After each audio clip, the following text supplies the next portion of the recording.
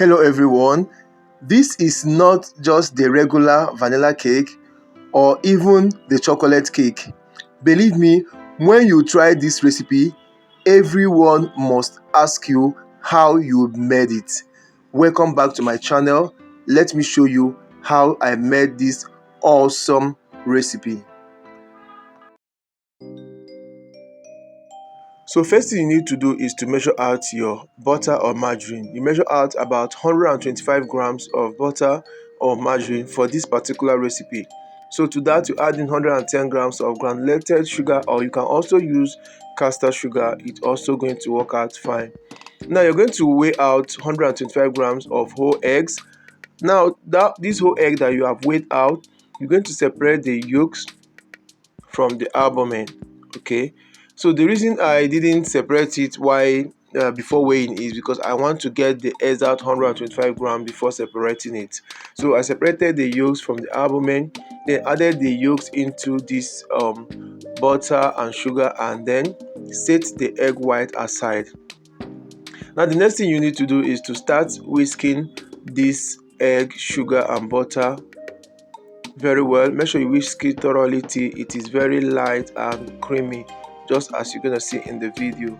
So once the mixture or the buttercream is just this way, you're going to be adding 1 tablespoon of liquid browning. Once you add this liquid browning into this buttercream, you add in 1 teaspoon of chocolate flavor.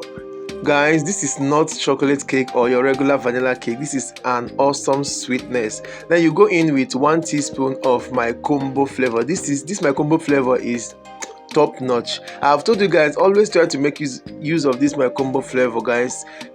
Somebody will ask you, how did you make this cake? Honestly, I'm telling you. So after that, you add in 15 grams of Ovaltine powder. This Ovaltine powder is going to top up the taste of this cake. Like, just go ahead. I don't need to even boast about this cake, but try this recipe.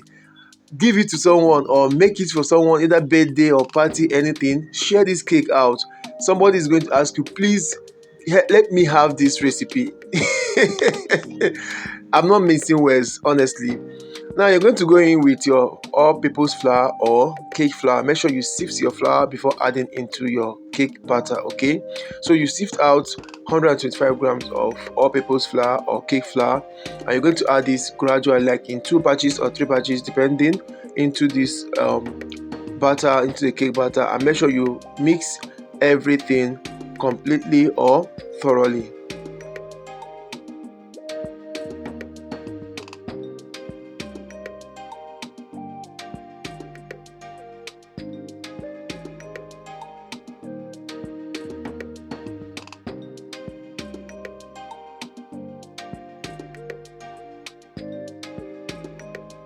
So once you are done incorporating your flour, you go in with half teaspoon of baking powder.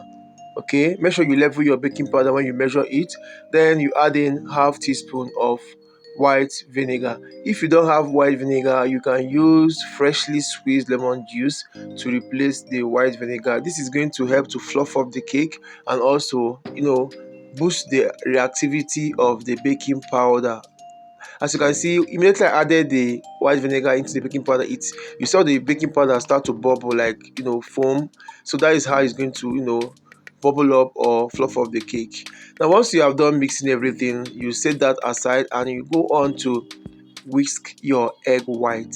So you're going to whisk this egg white till stiff peak, and before you start whisking your egg white or before adding your egg white, make sure that your hand whisk is void of any greasy thing like oil or also anything like water, and also your plate, there is nothing like water in it. Okay, so once you have whisk the egg white to this point, you start adding in about 10 grams of granulated sugar or caster sugar. Make sure you add this sugar gradually, maybe in 2 batches. Okay, so you add the first batch and you whisk. You add the second batch and you whisk until you have a stiff peak. If you don't want to use a hand whisk and you have electric mixer, you can use that. It will work perfectly fine. So once you are done whisking your egg white, you're going to add this egg white into your cake batter you have already made, and you fold in this egg white into your cake batter.